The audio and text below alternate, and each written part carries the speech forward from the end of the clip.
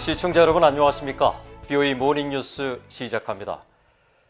유엔 안보리 대북제재위원회 위원장을 맡고 있는 유엔 주재 독일 대사가 북한 정권의 탄도미사일 개발이 계속되는 상황에서 대북제재 완화는 정당성이 없다고 말했습니다.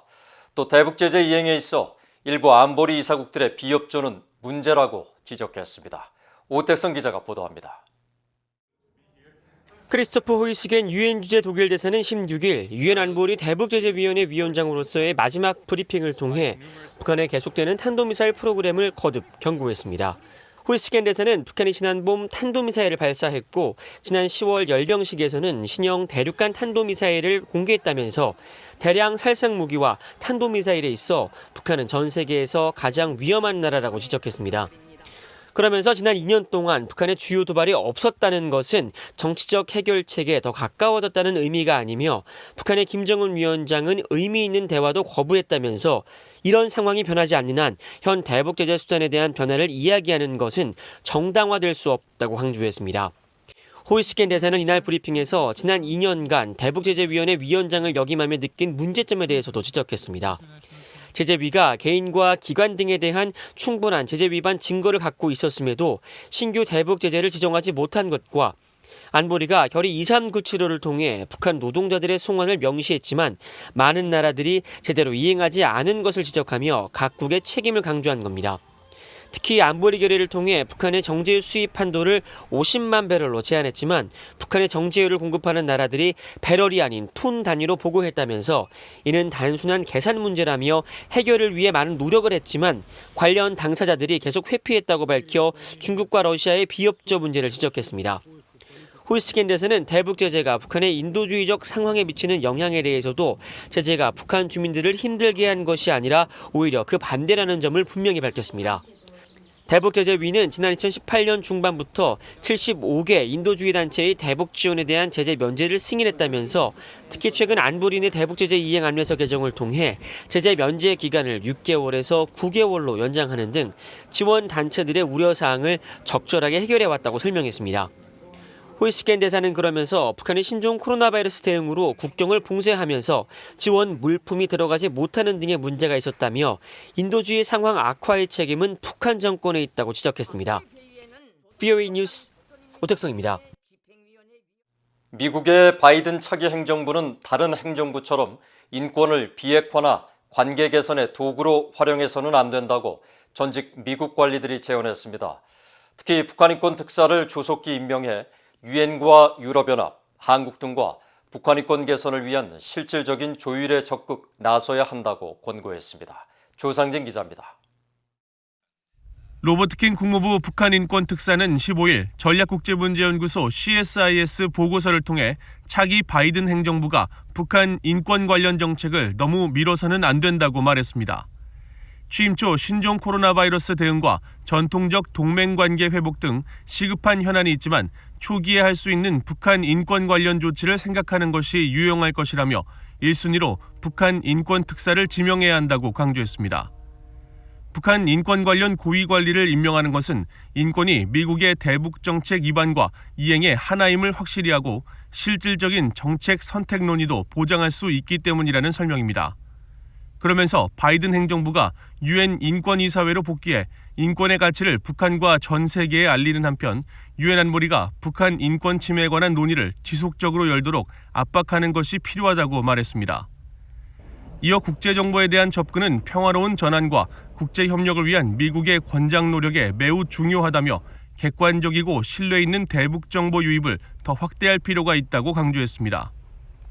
로버타 코엔 전 국무부 인권 담당 부차관보는 15일 미국의 민간 연구단체인 북한인권위원회가 주최한 화상토론회에 참석해 미국 정부가 최근 몇 년간 인권을 지렛대 역할로 활용해왔다며 인권을 무기로 사용해서는 안 된다고 지적했습니다.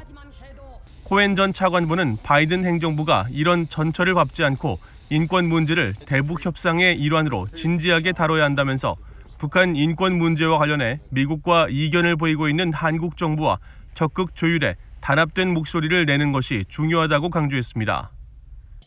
And there, I think it would be important for the Biden administration to work out what those priority issues are with South Korea and try together to develop, redevelop, and develop a united front on issues.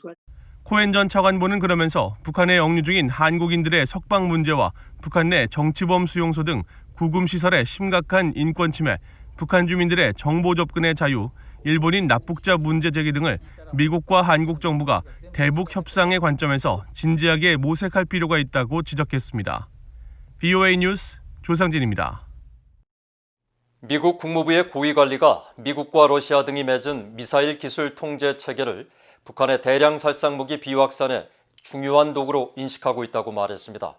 한국과의 방위비 분담금 협상 문제는 아직 진행 중이며 중국 견제를 목적으로 한 미국의 대일본 무기 수출이 증가했다는 점도 강조했습니다. 함지아 기자가 보도합니다. 클라크 쿠퍼 국무부 정치 군사 담당 차관보는 16일 뉴욕 외신 기자클럽이 개최한 온라인 기자간담회에서 미국이 다자간 협의체인 미사일 기술 통제 체계에 대한 준수 의지를 강조하면서 북한의 비확산 문제를 지적했습니다. 이 체계를 통해 북한 등의 미사일 기술 활용을 막을 수 있다는 겁니다. We certainly see the regime as an important non-proliferation tool to curb the spread of high-end missile use technologies to countries such as North Korea and Iran. We remain very laser focused on these and other non-proliferation concerns. 미사일 기술 통제 체계 MTCR은 미국과 러시아, 한국 등 35개 나라가 회원국인 다자간 협의체로 사거리 300km 이상, 탄두 중량 500kg 이상 모든 미사일과 무인기의 수출과 이전 등을 통제하고 있습니다. 쿠퍼 차관보의 발언은 북한의 미사일 수출이나 북한에게 미사일 기술을 이전하는 문제 등을 미사일 기술 통제 체계의 범주에서 다루고 있다는 점을 강조한 겁니다. 답보 상태를 이어가고 있는 한국과의 방위비 분담금 협상 문제에 대해서는 현재도 진행 중이라며 간략하게 답했습니다.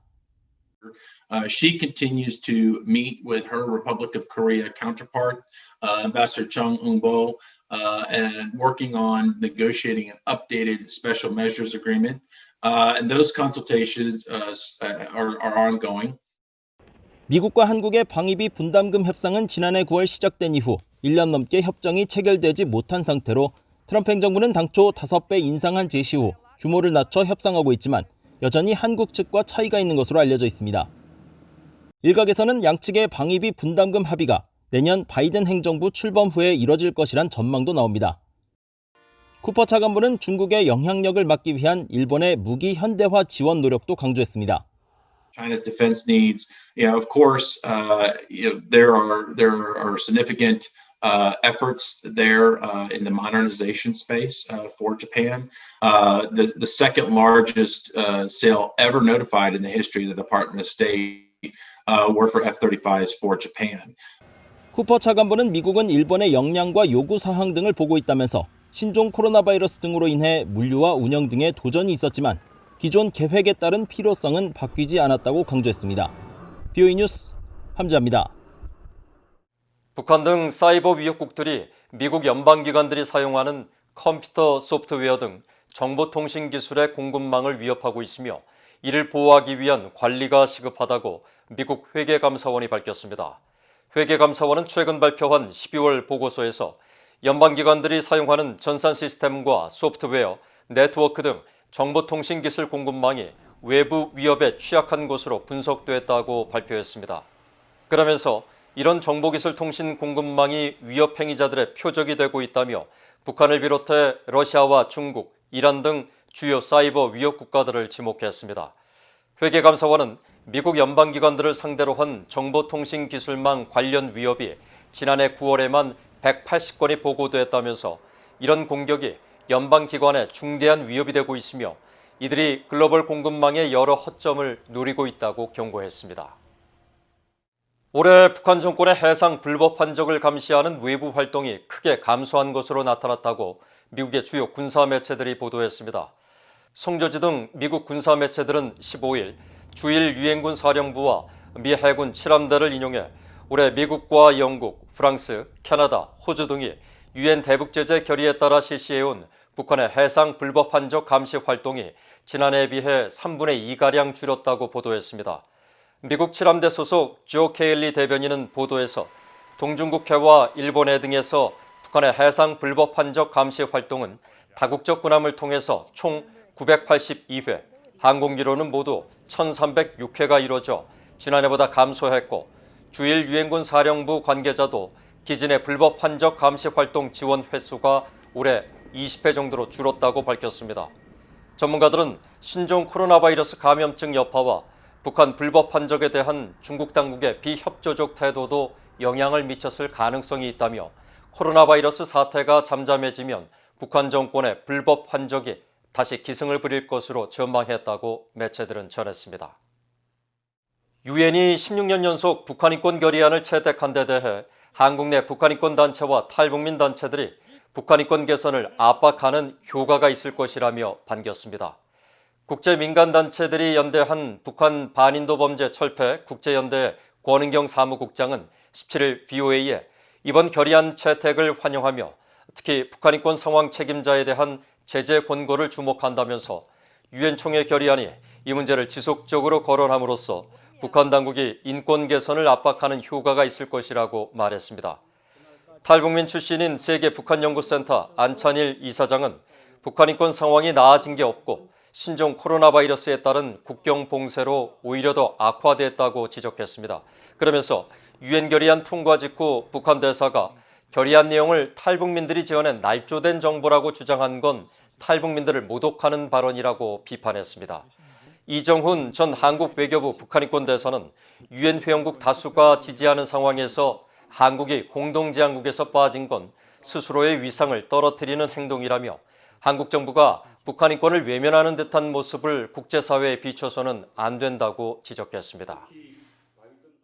이상으로 BOE 모닝뉴스를 마칩니다. 시청해주신 여러분 고맙습니다.